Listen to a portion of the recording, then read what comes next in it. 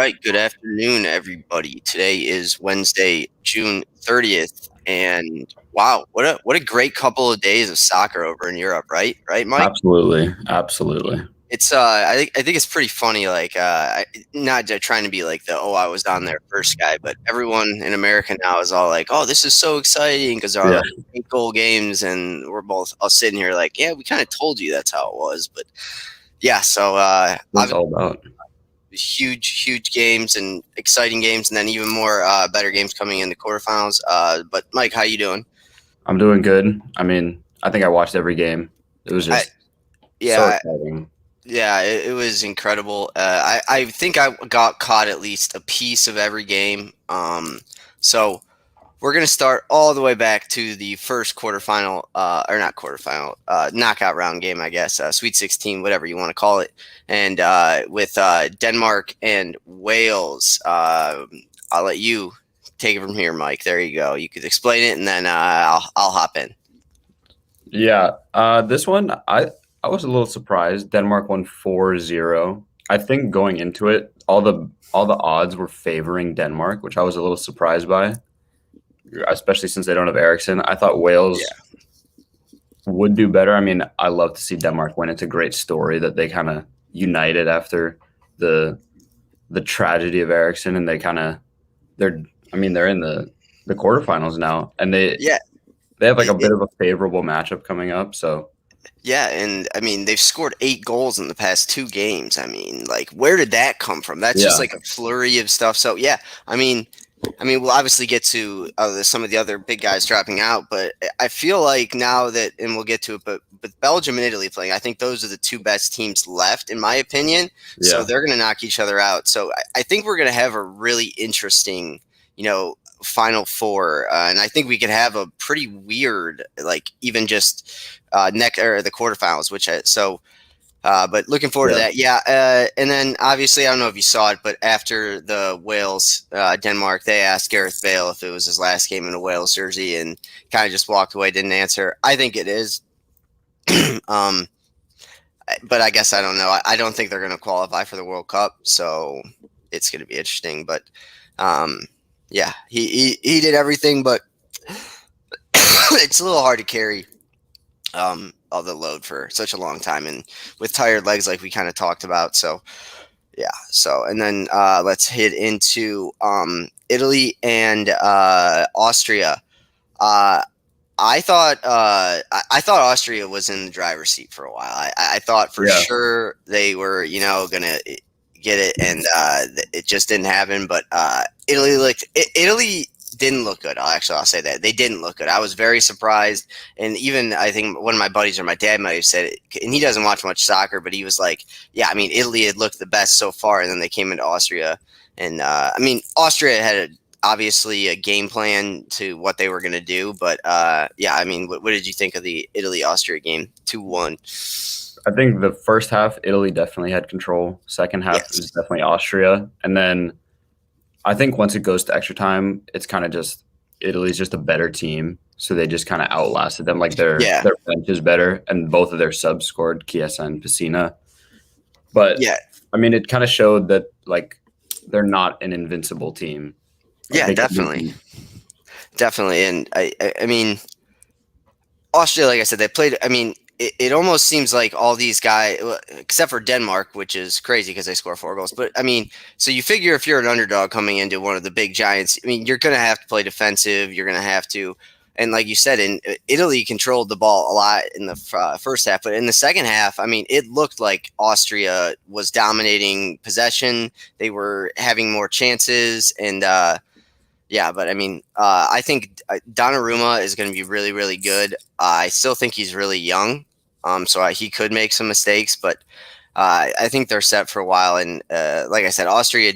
I mean, if you're once again an underdog, I'm sure you go. If you get to extra time, you're like, okay, we just got to hold out for 30 minutes. yeah, Like you're not really like maybe you like try and set up a counter attack like once or twice, but other than that, you're kind of just like, all right, we got to go for it. So yeah, I mean, those were 2 good games. Obviously, the one went to extra time, but I think starting Sunday, we got some of the really, really good games. Here, I'm for pulling them sure. up. So I know we talked about it a little bit, but I guess we'll kind of get into it. Netherlands was not the team that we thought they were. I think we were both kind of skeptical on Netherlands for the most Yeah. part. So, yeah, but I at least expected them to get by the Czech Republic. Delight getting sent off wasn't easy, obviously, but I don't know. I think the Netherlands are in a weird like crossroads right now. Like I don't really. I mean, they have guys like the guy that Manchester United signed. How do I not know his name? Donny Van de Van de Beek. Beek. Yeah, Yeah. like they have young guys and Delight's, like they have them, but like it just seems like they don't come all together. So, I mean, what did you take away from obviously that first one? Yeah. I think they had a relatively easy group, so they ended with 9 Oh points. yeah, But yeah, I mean, you still got to give credit for that. I thought they would get by. I don't even know if Delict didn't get sent off. I don't know if they even would have won. They just looked pretty terrible. Their yeah, attack yeah. was bad. Their whole defense was just messed up. And Czech Republic are like they're not. It's not like a toss away team. They're like a solid team. They have Yeah, good players. They I, have good attack. They have a solid midfield. Their defense is what's kind of lacking, but Netherlands didn't pressure them at all, so that wasn't an issue. yeah, and I don't know much about the Schick guy. He was the same guy that scored the really long goal, right? Yeah, Uh, do you know who he plays for? Because all I've seen about him is he just got himself a bag of money this tournament. he plays for Bayer Leverkusen in Okay, so Germany. yeah, I always love that when some of these like it happened with Iceland in 2016 too. Like people wanted to like bigger clubs wanted to sign all these Icelandic players, and then Yeah, I think like maybe Liverpool or someone got like one of them. One of them got the captain. They were like, oh yeah, they're only good when they play with each other. So, yeah, but yeah, that was interesting. But yeah, I think Netherlands. I think the biggest issue for them, and I think it's an issue that will eventually face like a lot of South American teams like Argentina. I mean, the Netherlands relied so much on Van Persie, Schneider, and Arjen Robben's like offensive output, and now just having none of them, and I mean, Depay, I mean, shows glimpses of being kind of as good as Robben, maybe, but it seems like they have like as good and as young as Ajax has been in forever like it just surprises me that they don't have like a group coming through, and they might, but it just surprised me. yeah, for sure. um I thought they were. I mean, they looked terrible. They looked probably the yeah, worst team in this round. yeah, I agree. I mean, yeah, it was bad. And then obviously the second game that day, Belgium and Portugal. I took the Portugal money line just because I wanted to. I didn't think they were going to win. um Belgium won. The Hazard goal was sweet. I mean, he still doesn't he play for Dortmund? Dortmund, yeah. Yeah, I mean, I think he's going to be good. I have some things to say about this, but I'll let you kind of get out what you want to say about Belgium and Portugal. For Belgium, I feel like every time they score, it's like a beautifully crafted goal. They just like their build-up play is really nice. I think this was always going to be a low-scoring game because they're both like heavy hitter teams. For Yeah, Portugal, I think their whole identity is off with like all these because you yeah, have Felix, who's like one of the guys at Atletico. You have Bruno, who's the guy at Man U. All these people who are like the guy, and Bruno looks awful for yeah. Portugal. He just looks terrible.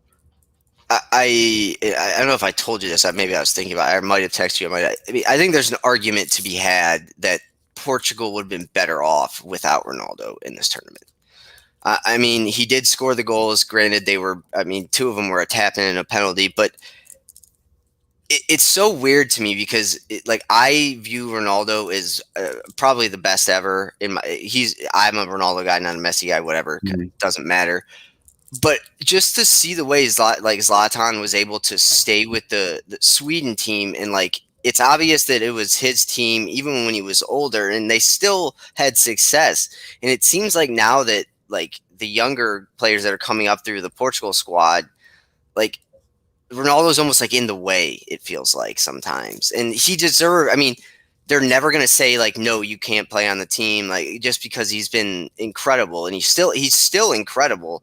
But I just think there, Bruno. I mean, Bruno was. I can't even say he was a shadow of himself because he wasn't. I mean, he was nothing this tournament. Yeah, he was terrible. I mean, even in the games, like you barely heard his name called. So, like I said, I think there's an argument to be had that that Portugal might have been better off without Ronaldo. Um, on Belgium, I was trying to look up. Oh wow, it looks like the De Bruyne and Eden Hazard are both going to miss the quarterfinal match. Really? I just saw that somewhere here. Give me 1 second. I knew. I Okay, mean, no, okay, I Hazard is got for it. sure out, I think. De Bruyne, Hazard are 50-50. Okay. So I think going into versus Italy, I think if they don't have both of them, I think they're in trouble. If Italy can play better than they played against Austria. But we'll get to the quarterfinal Yeah. previews in a sec. So what's up day was it? All right. And then on Monday, One of arguably the best day of soccer ever. yeah, I mean I'd say probably the two best and games. then we'll obviously get to yesterday, but yesterday's ending was insane too. Yeah.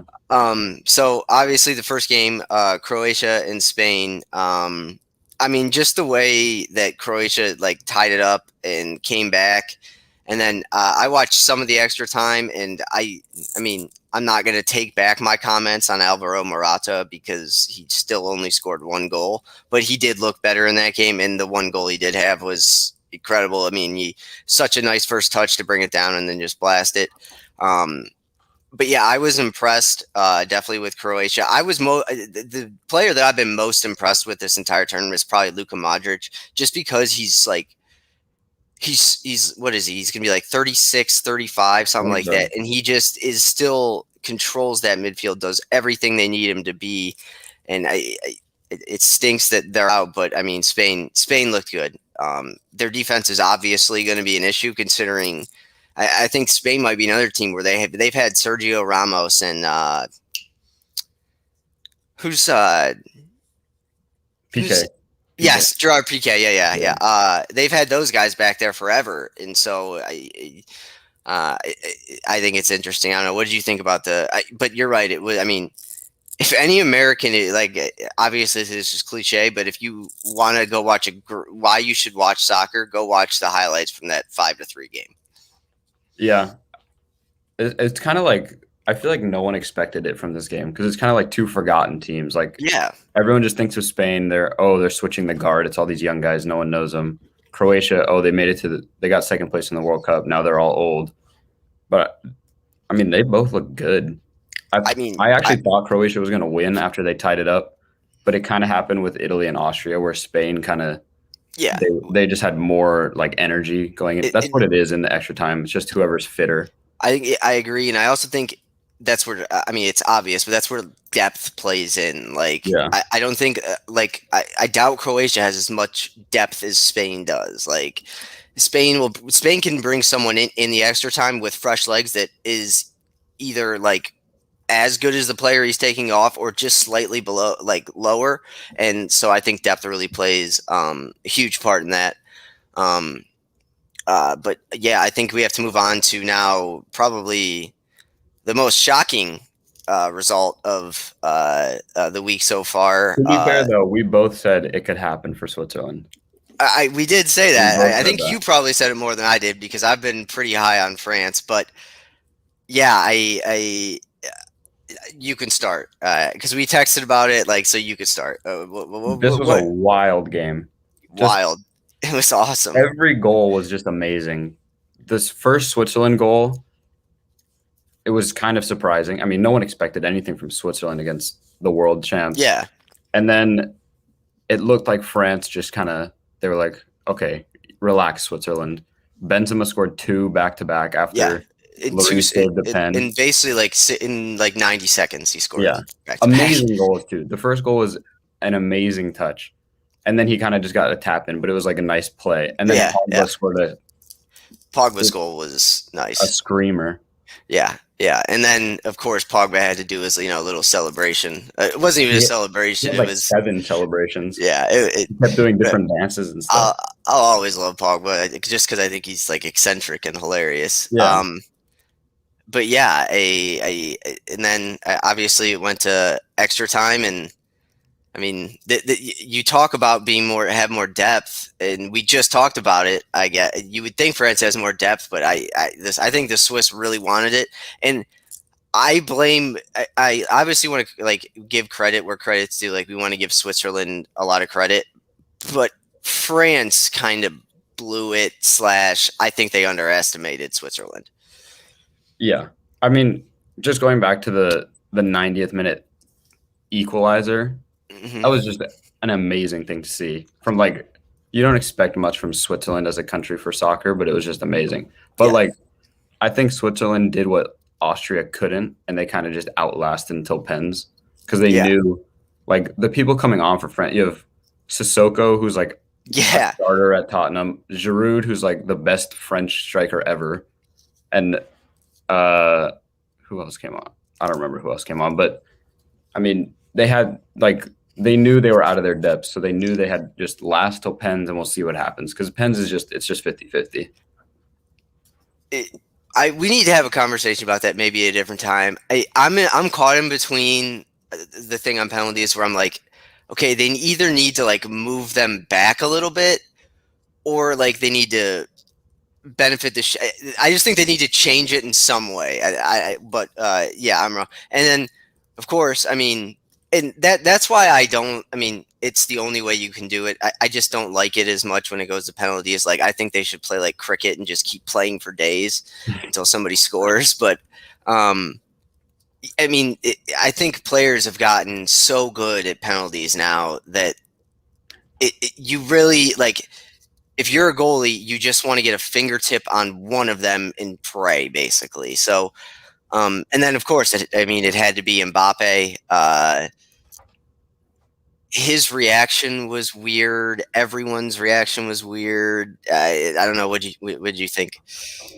I mean, I'm kind of I mean, I don't have nothing against Mbappe, but I'm glad it was Mbappe that missed because, like, if it was someone like I don't know who, someone less important, I guess, to France, it would be like, oh no, why was he taking the pen? Why is he on the Yeah, team? You can't be mad at Mbappe taking the fifth one. He's like top five player in the world, I, so that's why I'm like, I mean, I don't have anything against France as a country either, but you love to see them lose because they're the yeah, best. it's an upset. Yeah, Yeah, everyone cheers for the underdog, and this is kind of a hot take. I think Mbappe, he reminds me a lot of Neymar when he was young. I think he's a little bit overrated.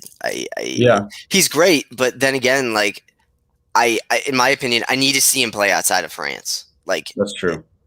and I mean, like domestically, not like international. Like, Yeah, because I mean, obviously somehow PSG didn't win the League One this year, but I mean, it just doesn't seem like it's that same level of competition that it is in the other leagues, and he can, and it's come to the point where he can, like, in my opinion, he can no longer hide behind League One. Like, let's see what you can do at Real Madrid. Let's see what you can do somewhere else. So, yeah, um, but yeah, I I mean, agree.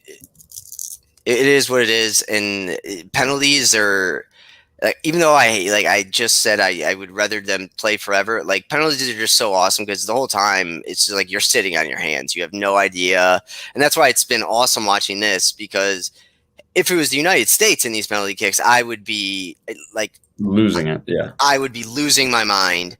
But watching them with like real no like hand in the game, like it's it's awesome. exciting.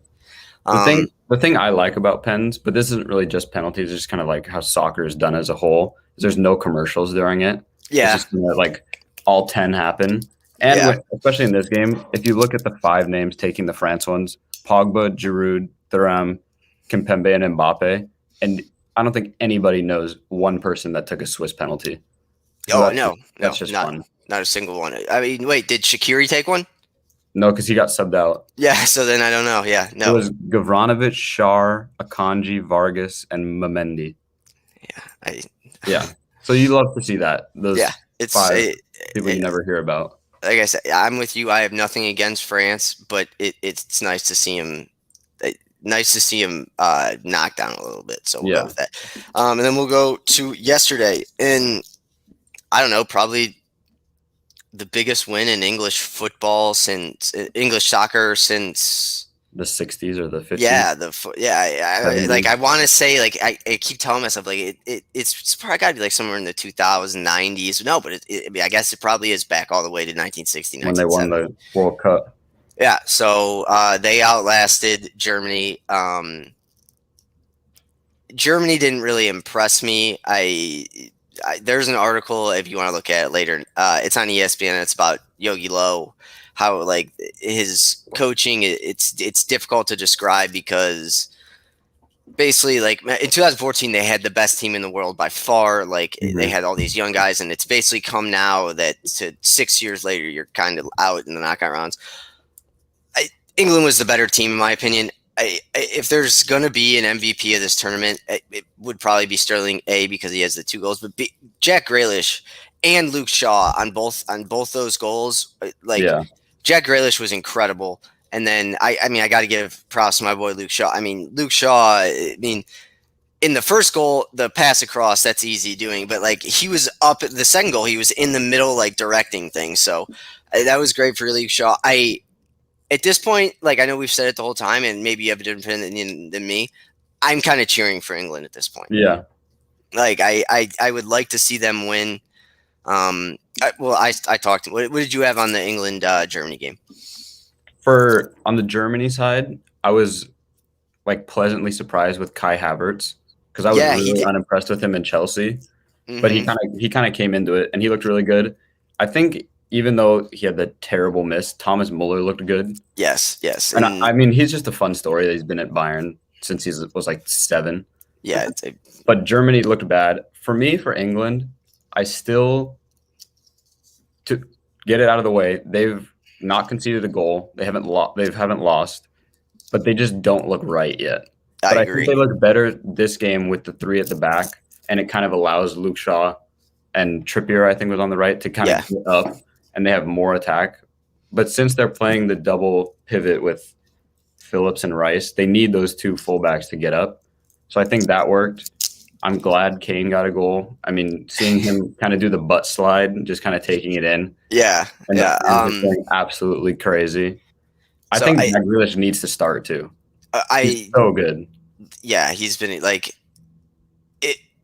Like I'm sure I'll regret saying this in like 6 months when Jack Grealish is just like really good in the Premier League, not amazing, but like if I'm Manchester City, I'm probably putting up 140 million pounds for him. Like I would do that. He's looked that good this tournament. Yeah, he looks so. I think he should. I think the front 3 should just be Sterling, Kane, and Grealish instead of I, Saka. I mean, I get why Saka's there to just kind of be the runner, but I mean, I he did not look good. yes, and you're not gonna like this, and I don't think I agree with it either. But there's been an ongoing conversation about taking Harry Kane out of the starting lineup. I don't know what that does for you because I guess then I guess it would have to be Rashford or who else do they have up front? Like I don't know. There's But they no have other. Calvert Lewin, but there's no way they take out Kane to put in Calvert Yeah, Lewin. It would be, I guess, it could be Rashford or Foden or yeah, which makes no sense to me because clearly, I mean, and Sancho as well. I mean, but Rashford especially. I mean, Rashford is built like a winger. He's not. He's yeah, never going to be your clinical finisher around the box, just poacher. But and I mean, at this point, like, and that's what just angers me about like some of the English media. It's like the guy finally got off the hump and had his first like English goal, and you're already calling for him.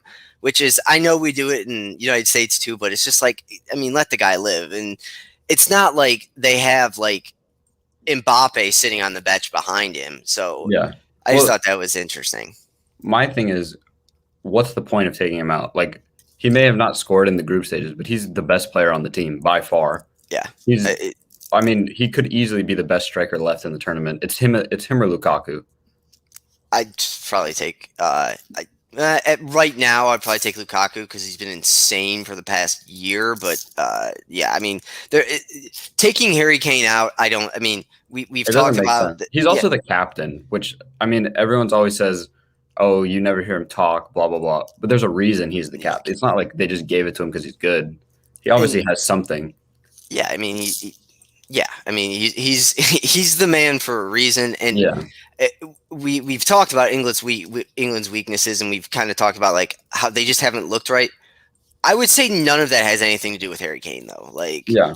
he just had they haven't been getting him a ton of service. I think the way they're set up, he isn't used as much as I think he could be. Like, Yeah, for eh, sure. but so he scored his goal, and like I said, and just so everyone knows, I texted me and Michael were talking last night, and I said, I wish I was at Wembley for the game. And Michael completely thought that I was in England at Wembley. And I thought you said I was there. I was like, oh my gosh, that yeah, must have been I amazing. mean, I got to tell you, man, if I was at Wembley and last night, I would have been nowhere near my phone. It would have been gone. I would have been at Oh, I party. would hope so. Yeah, but It no, I looked mean, it looked absolutely wild. and then where is the final? The finals in Wembley, right? Yeah, I believe it is. Yeah. If So, they I get mean, there, the crowd is going to be insane. yeah, and like we said, at this point, like I'm cheering for England because they're obviously like I would say clearly a top 10 team in the world. I would say top six, top five, top seven, somewhere in there. So I don't want to hear about them not being good enough again. Like I Yeah, just rather have them get it over with and win. And then like if they lose again next, like because they are a good team, and I don't need to hear more about how they disappointed. Like everyone disappoints. England disappoints more than most, but get over it. Which they're soccer and we're fans. Premier League fans, so I mean, we know all the players. Seeing them celebrate is fun. I mean, we're used to the English fans watching all Yeah, those games, so ex- it's just fun. I agree. I mean, I'm fully on. I mean, obviously, I would say I'm probably rooting for Denmark and England at this point. Yeah. I would love to see Denmark come back. It would be. We'll get to that if it happens. And then the last round of 16 game, what obviously had the most exciting ending. Yeah. But these are. I mean, told you everyone and you before this. Like, I don't know about these small teams. I have no idea about Ukraine and Hmm. Sweden, other than Isaf has been really good for Sweden. I know that. Um, but I mean, Ukraine's kind of come out of nowhere, correct? I mean, I think they were the last team to qualify, and they've come out of nowhere. I think so. There's For Isak, he played pretty terrible in this game, unfortunately. Yeah, But I mean, I he caught. was good. He was good in the group stage for sure. Sweden, I know they have Lindelof. He's Yes, their captain, and then Ukraine has I know Yarmolenko. I think he's on West Ham. I know The the captain name Zinchenko, Man Zinchenko. Yeah, City, I know that name too. and Yeah, Dobvik, who was the guy who scored the winning goal. I don't know him. they have somebody else. Whatever, it doesn't matter. But I want to say who was the old. This is way wrong, and this is gonna not. It has nothing to do with anything we're talking about, but now it's in my head. Who was the old like Russian player that was always connected to Arsenal? Uh, I can't remember. Arsh something. Arshavin, Yeah, I think it might have Andre been. I Arshavin. That might be think him. I'm so. gonna look that up in a sec. But yeah, sorry. For whatever reason, I was just stuck in my head, and I had to get it out. But yeah, I mean that was incredibly exciting, and like unless you have anything else on Sweden Ukraine, I don't know much about it. It was insane the ending, so it was obviously worth. I think I probably caught most of the second half, and then I was able to watch the end. So worth the watch. But I think we should now get into the upcoming Let's do it. the quarterfinals. Start on Friday, correct? Friday. Yes, and Switzerland versus Spain will be the first one, and then obviously we'll talk about that. What do you got on Switzerland Spain? Because this I don't seems know like anymore. You that's can't doubt exactly what I was going to Switzerland. say.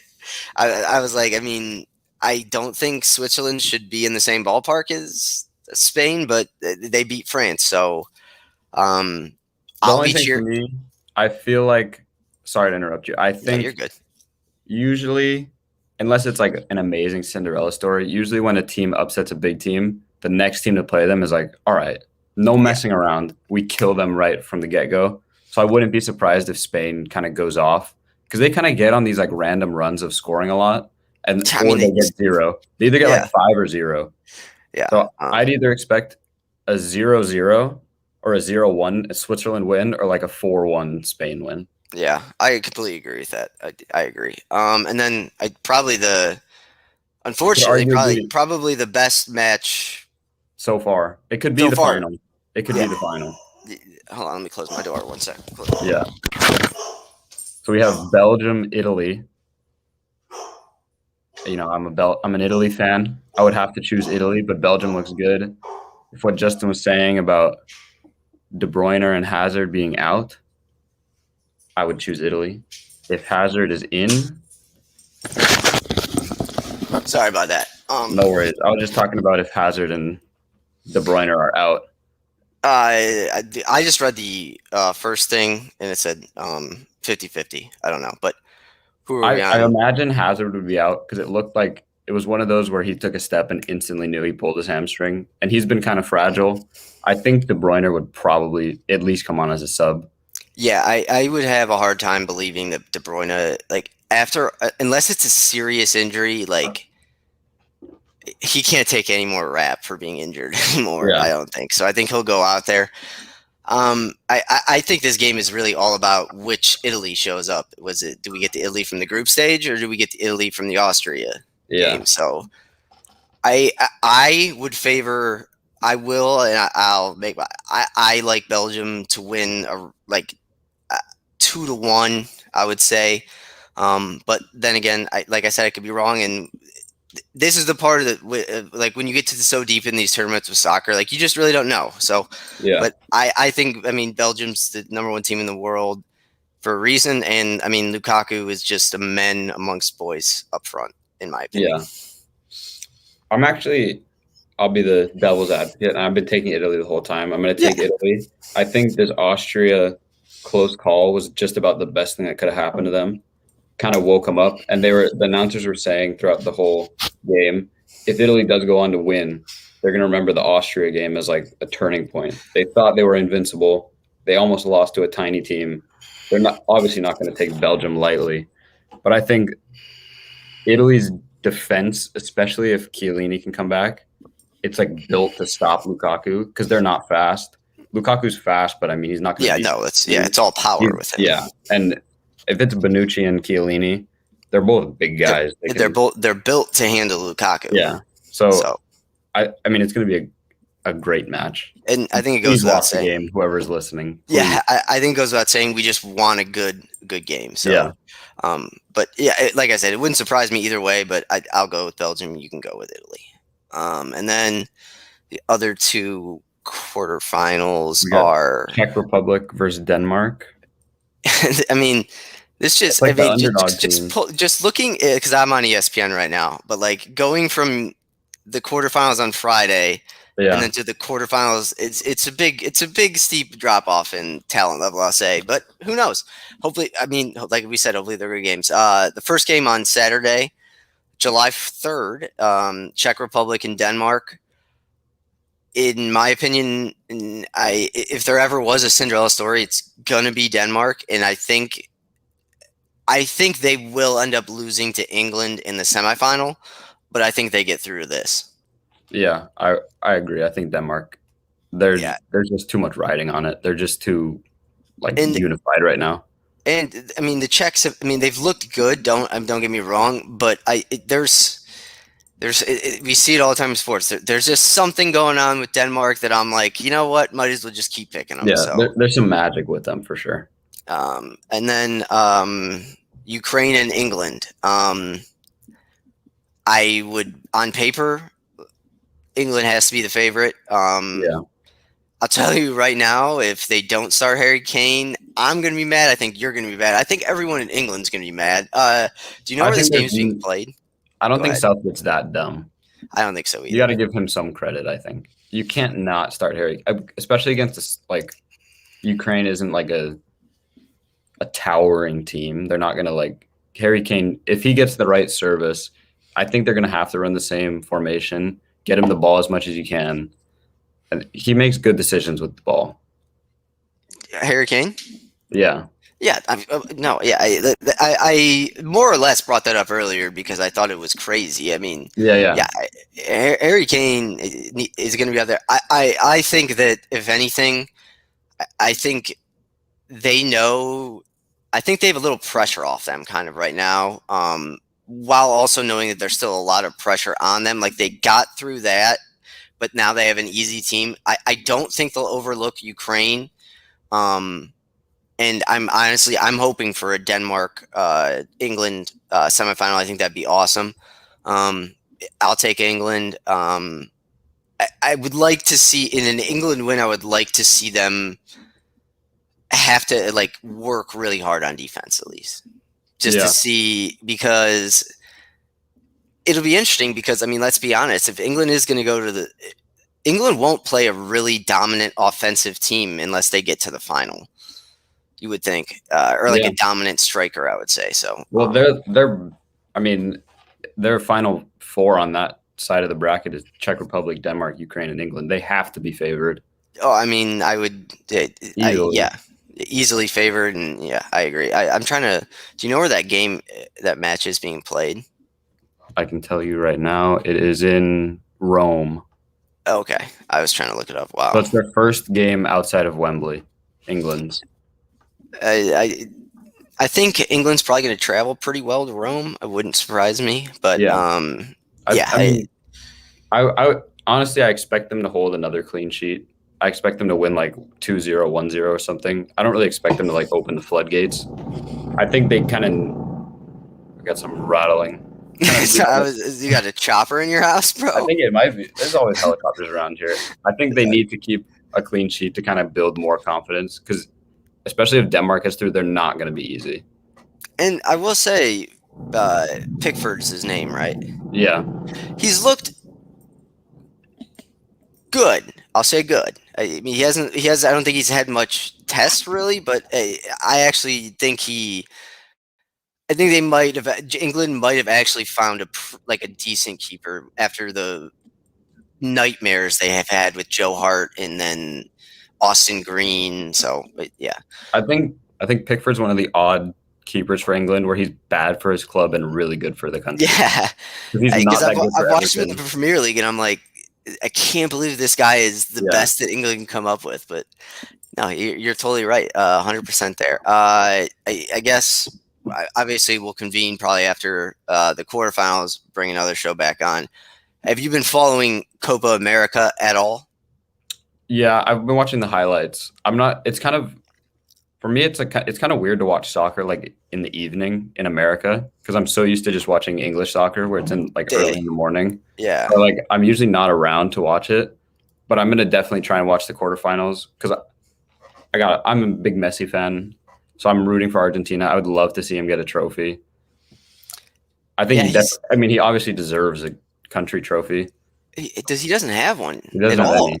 because No, yeah, they lost because what was it 2 years ago? They lost in that Gold Cup or whatever. they lost in the Gold Cup. They lost to the in the last Copa. They lost to Chile in the finals. They lost to Germany in the World Cup finals.